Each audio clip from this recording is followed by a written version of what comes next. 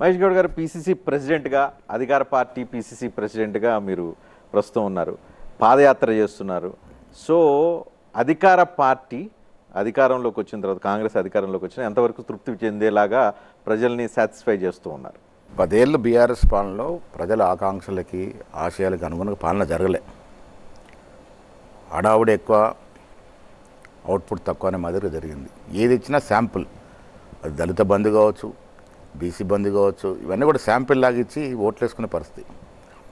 Congress party ఎన్నికలకు ముందు 2023లో తుక్కుగూడ సమావేశంలో సోనియా గాంధీ గారు 6 గ్యారెంటీలు ప్రామిస్ చేశారు. అంటే చాలా అంశాలని, 6 గ్యారెంటీలో చాలా రకరకాల స్కీమ్స్ ఉన్నాయి. దాంట్లో ఫైనాన్షియల్ బర్డెన్ లేని కూడా చాలా కార్యక్రమాలు ఉన్నాయి. సోనియా గాంధీ ఇచ్చినటువంటి కమిట్మెంట్ ప్రజలు నమ్మినారు. సోనియా గాంధీ గారు ఒక మాట ఇస్తే నిలబెట్టుకుంటారు. తెలంగాణ విషయంలో కూడా ఆవిడ మాట తెలంగాణ ఇచ్చారు. కాబట్టి 6 గ్యారెంటీలో తప్పకుండా ఇస్తారు. సోనియా గాంధీ అది కూడా ఖార్గే గారు, రాహుల్ గాంధీ సమక్షంలో రేవంత్ రెడ్డి గారు పీసీ నాయకులు ఇచ్చినారు. కాబట్టి నమ్మినారు, కాబట్టి మాకు ఓట్లు వేసినారు.